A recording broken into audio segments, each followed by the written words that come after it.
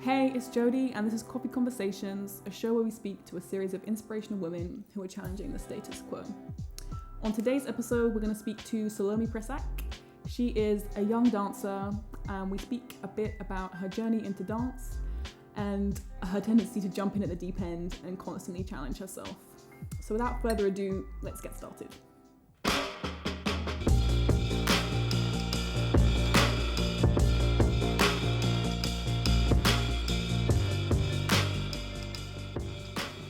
Hey girl. Hi. How are you? I'm good, yeah, I'm okay. Slightly nervous, but it's fine. Oh, don't be at all. Thank you so much for agreeing to come on. So I'm going to do a little introduction and then we can get into it. You're a professional dancer who trained at the Rambert School of Ballet and Contemporary Dance and were named by The Guardian as one of 5 dancers to watch.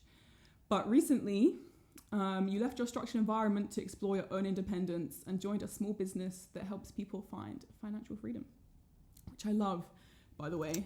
Exactly. Yeah, great. Anyone that gets rid of structure and goes for it on their own, I'm a huge fan of, for sure.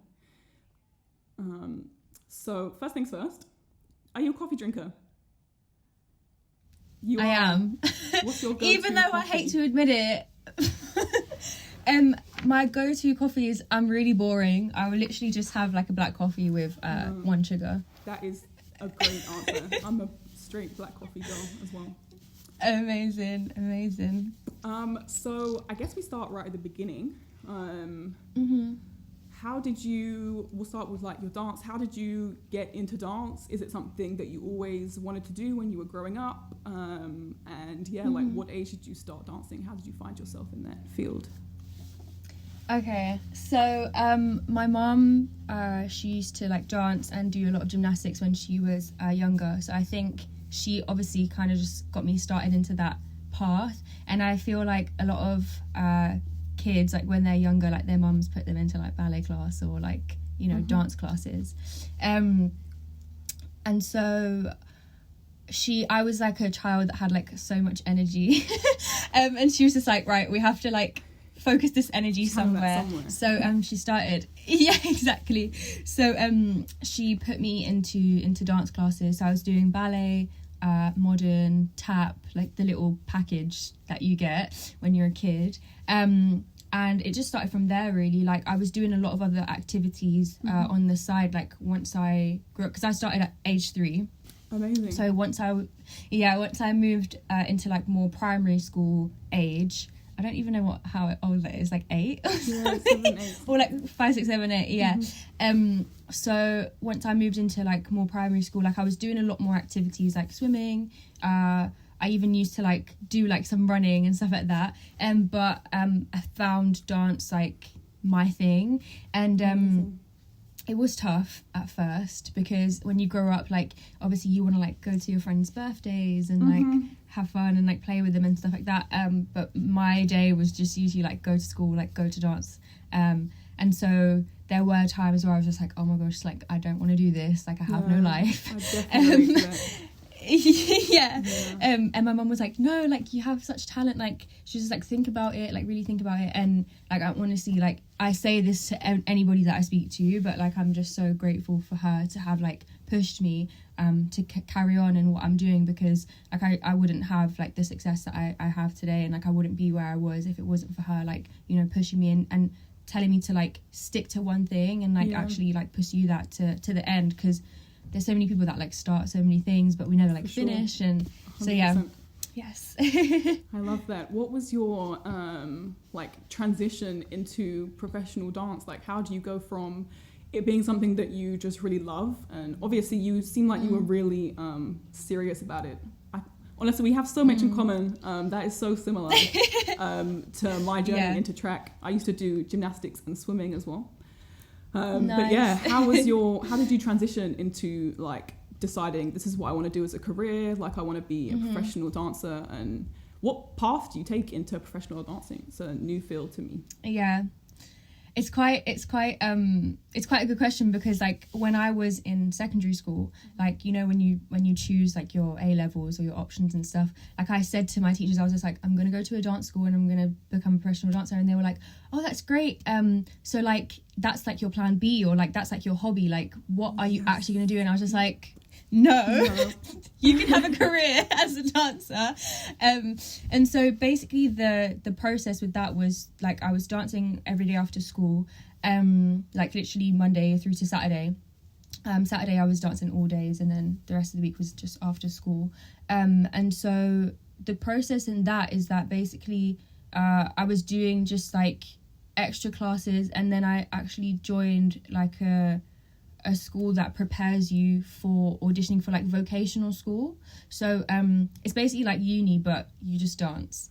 So yeah, so I was just like, that's perfect, because obviously like you usually, to get into a professional company, you have to have like 3 years of training. It's just like when you want to have a job, usually they ask for like a degree in like the subject that supports that job.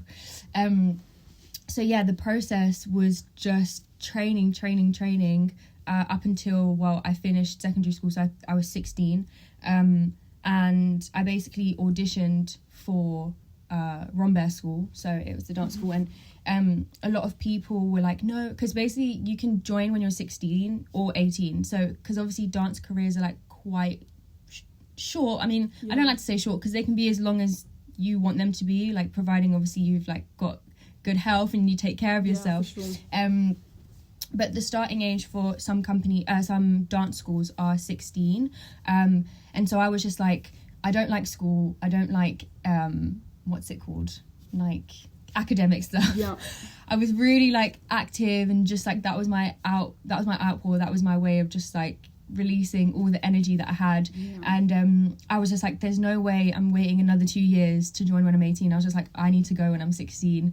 And so I basically just like put a lot of hard work and hours and practice in. Same thing like as primary school, like I missed out on my whole secondary school years of like going out and like going to parties and things like that. And then so I auditioned for Rambert School when I was 16, and I got in, which was which was really great. And yeah, basically the process there was 3 years. The first year is a foundation degree, and then the next 2 years are a bachelor's degree in dance. So like I wrote a dissertation about like the history of like black dances, and like obviously just to do with like things that I don't think I had like growing up like as a dancer.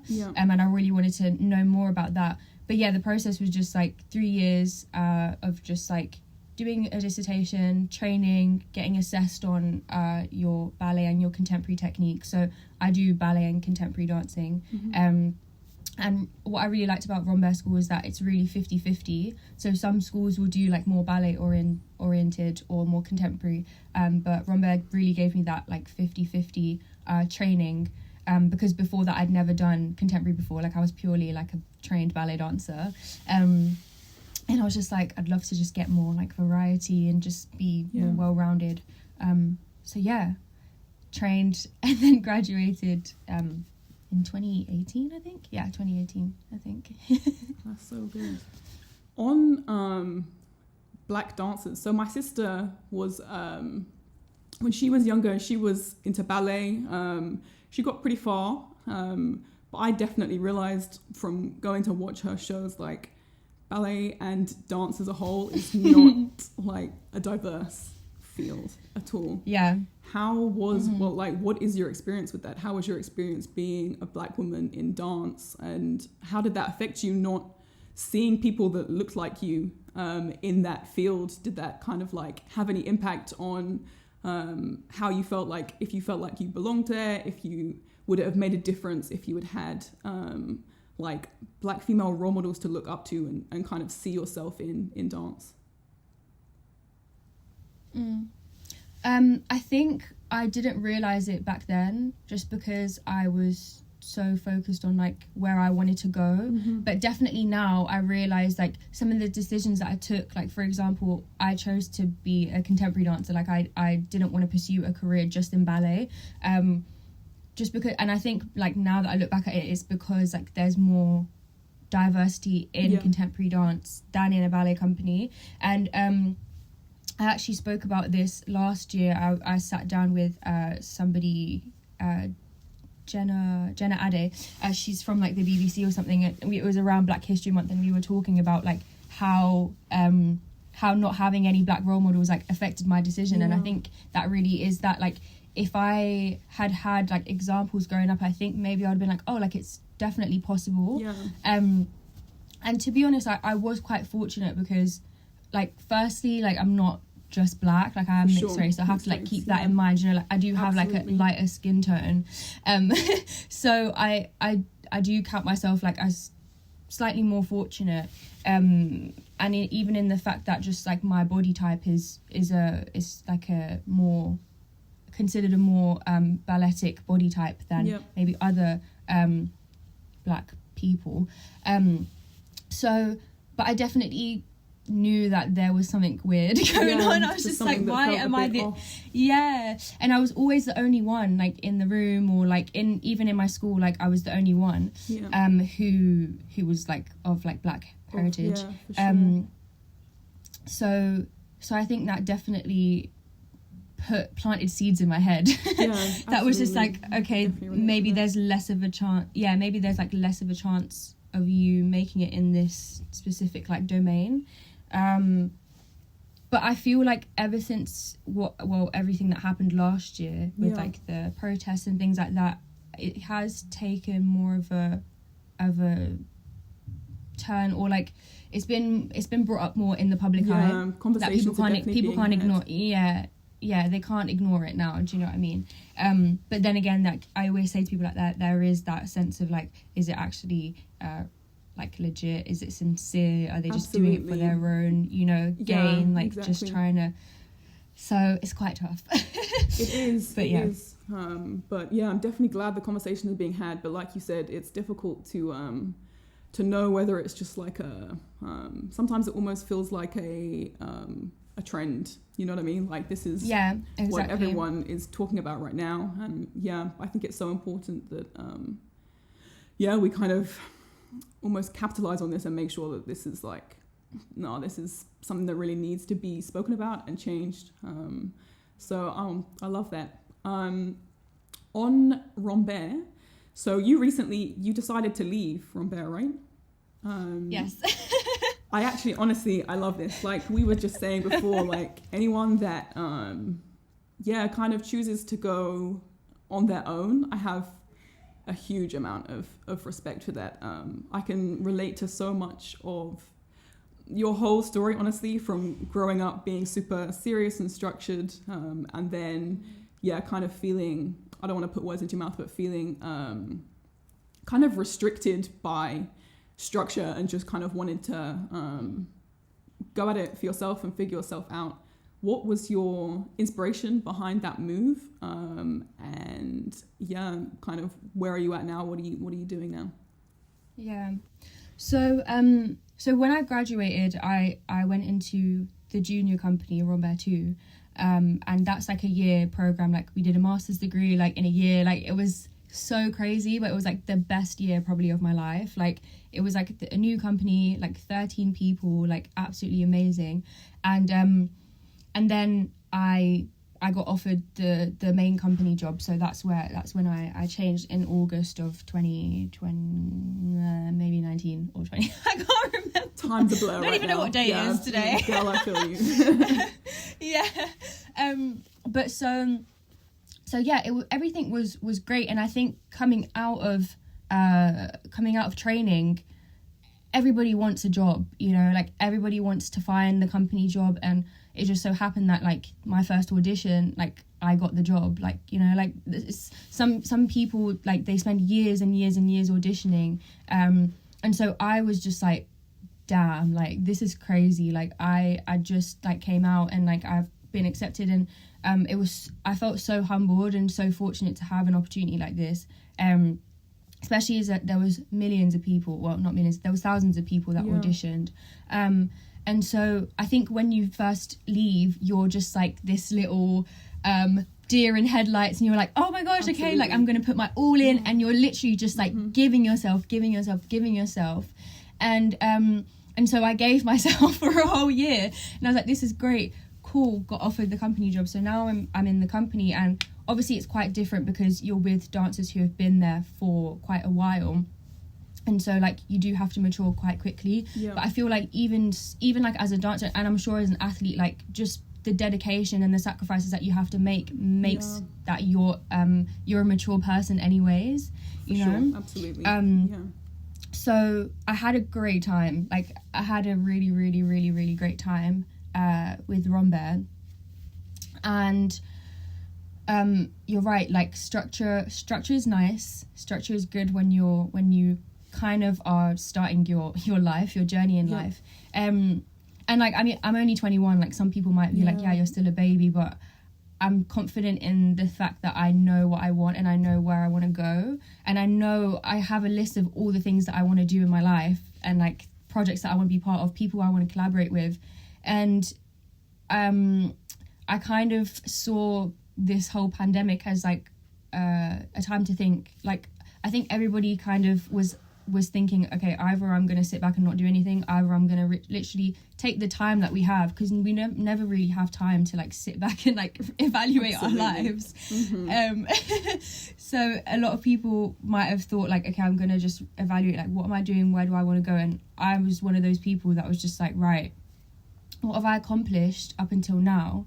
And I must say, like, the success that I had, like, with like my journey from the school to the company, like, was very quick. Like, it happened so fast, and I didn't actually have time really to like sit back and evaluate everything that happened to me. Like, it was just like, okay, next thing. And so this really gave me the time to be like, okay, what have you done? What do you want to do? And it was a really, really tough decision, honestly, because they're like my family. Like, sure. They saw me like as a little baby, and they basically helped me evolve. But I knew that first of all, I'm somebody who is quite materialistic. I have no shame. I want the finer things in life. Like, I want to be able to buy a house. I want to be able to travel wherever I want, whenever I want. Like, I want to be able to have like holiday homes, like spend time with my family and friends, like, which I didn't really have because I gave up so much of my childhood dancing. So I kind of missed out on all of that. And I was just like, I know these are the things that I want. Is staying in a company realistically going to give me that? And the answer was no, you know, like, cool, like we have tours and things like that, but I don't have that many holidays. Like, the arts industry isn't considered important, so like the money that we get isn't even enough. Like, even if they wanted to give us more, like, they physically can't, because we don't have enough. And so I was just like, I think you're gonna have to like make a choice, and a bold one, considering like you're in a pandemic. Like, you have a job, but you're choosing to like quit and literally just go the opposite way as everybody else. And I think that's what really inspired my journey to start something new, which is like the more business financial side, which even I didn't think I was gonna go into something like this, because like I'm an artist, like I don't do business and like finance, you know. But it was a really good friend of mine who I recently got back in contact with, and we were just talking about what we're doing and stuff, and I was saying to him, like, you know, like, oh, I'm like not sure like what to do. And then he's just like, why don't you give this a go? Like, you're never gonna know until you try. And I'm somebody that, like, I don't really, how to say, like, I like doing lots of things at once, and I get bored really quickly of like doing the same thing. So I was just like, do you know what, I might as well just like do this, just go straight in the deep end, because then I'll have no choice but to succeed in what I'm doing. Do you know what I mean? It's like when you go out of your comfort zone and it's when you go out of your comfort zone, and you don't give yourself any other choice. You have to make it. And I come from like, I mean, I'm not the richest person. Like, I have like a single mom who brought me up. You know, like, she sacrificed so much to put me into my dance career. And I was just like, I want to be able to give back, first of all, to her for everything that she's given me. But really, actually, I realised in joining this business that what I wanted to do was give to others, because I know there's so many people like me who maybe are in the same situation where they want to have financial independence, or they want more for themselves, but they just don't know where to start. And I quickly became so passionate in the idea of giving people the opportunity to go and get more and not have a limiting beliefs and limiting mindset. Because in school they tell you, you know, like, you have to study, you have to get a job, and then you have to like buy a house, start your family. But realistically, like, having a job and having like a 9-to-5 job doesn't ensure that you can actually spend time with your family. Think about all the people who sit and work in offices all day. Like, wouldn't they rather have the time, or build a skill that enables them to have like financial freedom, and then have all the time in the world to spend with their family and like have a holiday every day. No, I'm completely down with that. So it was a big risk, and obviously, like, I had to explain to my mum that I'm not going to be dancing as much, that I'm starting a completely different venture. And but I'm happy that she's always supported me in anything I do, and she sees me all the time, like in my room on my computer, just like having calls with people, because I've now like built a team of people who've like been fortunate to give me their trust to help lead them to where they want to be in life. I could honestly talk about this like all day, because I'm so passionate about it now. Listening.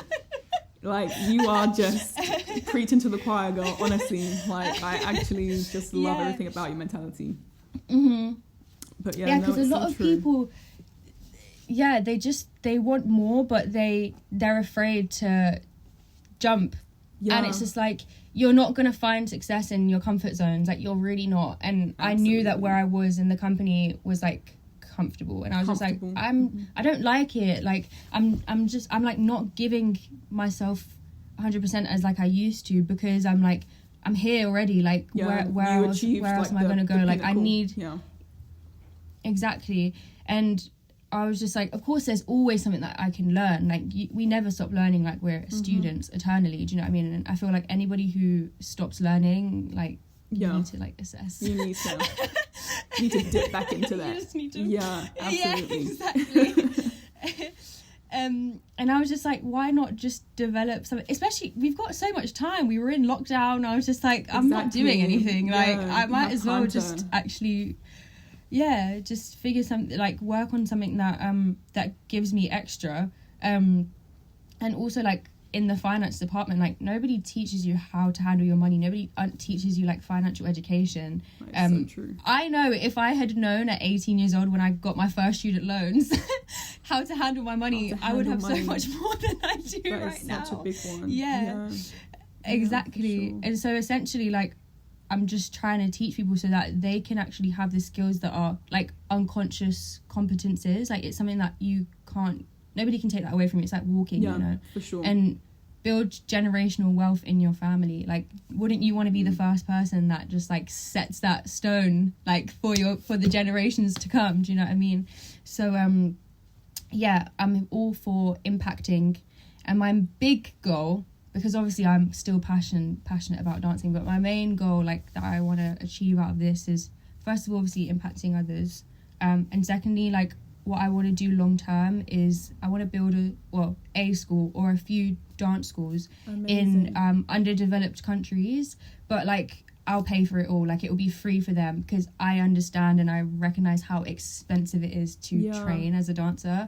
And there's so many talented people. Like, you always see those like viral videos of like dancers that are like incredible. Yeah, I feel like there's so much untapped and they don't have potential. the money. Yeah, for sure. Exactly. So that's like basically my long-term goal, is to just like pay for the building, pay for the teachers, pay for everything, and then they can just train, and then that way they actually have like the skills needed to pursue like their career or whatever they want to do in the future. Oh, that is amazing. Honestly, girl, this has been such an inspiring conversation. I honestly love everything about that. We have really similar mentalities and long-term goals. I want to do something super similar actually with track. Well, I just feel like sports and arts as a whole are such a they're such an outlet for people, and I think it's honestly like the fact that people cannot access that, I feel like it should be a basic right to be able to access that. Like I don't feel like it should. Currently it's a privilege, and it should not be a privilege. Like people need to be able to access that. It gives you so many skills, like basic life skills of like dedication, motivation. Like it teaches you how to push yourself and push for more. So yeah, no, I love everything about what you just said. I think that's amazing. You have such a like the people that I work with, they're like, how do you like keep going like when you're like when it's tough? And it's just like, I think it's like that whole athletic like background for sure. that is like, we get taught to like just push beyond your limits, and like don't ever think that like you have a limit, like you really don't. But it's like mental, like it's a mental battle, all mentality. Absolutely. And I do like, I started like so much personal development. Like I've never read as many books as I ever have in my life, like since I started this business. Like I think if you're always expanding your mind, then like you can expand in any domain that you want to. Like there's no restrictions. Yeah, for sure. And the knowledge is out there. Like it's literally just going to find it and expanding it for yourself. Oh my goodness, I absolutely love that. All right, so quick fire questions. Let me get my little notepad. Okay, well, you've got your book, so what are you currently reading? It's Think and Grow Rich by Napoleon Hill. My friend got this to me for Christmas because I asked her for it. It is like one of the best books ever, and if you've read it once, read it about 6 more times, because you just understand every single time, like promotion. But it's amazing. It gives you like so many keys of life, and like I always talk about mindset, because it really starts with your mind. Like you can't do anything like at 100% or successfully if you haven't actually developed the mindset for it. Like a lot of people come to me saying like, I want to be rich, and I'm like, but your mindset's not ready for the amount of money that you want to receive. Like you need to first grow your mind, and then the amount of money that you want will be accessible to you. Like it doesn't mean it won't happen, but it's you're not ready yet, so you need to just constantly develop. I feel like so many people like jump to the last. They're like, okay, I want success, but like to get there there's a bunch of stuff that you have to do first. Like it's not just like an end goal thing. Like there's just you need to be ready to receive. And people never really actually show the process, and that's why I think we're so misled when it comes to how hard it actually is to be successful. People always only see the end result. It's the same with dance. They only see the show. It's the same in track. They only see you running. They don't see exactly. They don't see me vomiting on the side of the track. Like, they don't see exactly. So I think there's a lot of misconception on what it actually takes to be successful, and that's the reason why there's only like 1 or 5% of us in the world that have the level of success that everybody dreams of, is because like they've literally just been through the most. Like it takes so much, and it takes so much failure. That's the other thing. I feel like people fail and then they're like, I give up. And like you have to fail like 8,000 times before like that last one you're like, because you learn so many lessons from that, I feel. Exactly. And if you look at the successful people that there are, and like I think one thing as well is like to listen to people whose results that you want in life. Like there's no point in listening to somebody that doesn't have what you want, do you know what I mean? But if you look at the success stories, they failed millions of times as well. So absolutely. I think you have to have that strength, and like your reason why like has to be strong enough for you to never ever like quit. So important. That's another good book as well. Ooh. I have it. Start with the why. Wait, hold on. Start with Why by Simon Sinek. I'm going to write these 2 books down, because I want to read both of these. I'm going to add these to my reading list. These people should pay you, and you're doing a great promotion from them. Thanks.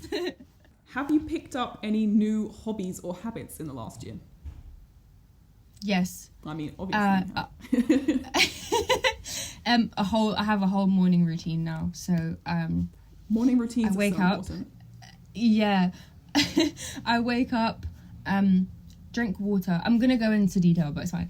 Wake up, drink water, brush my teeth, and then I do a workout.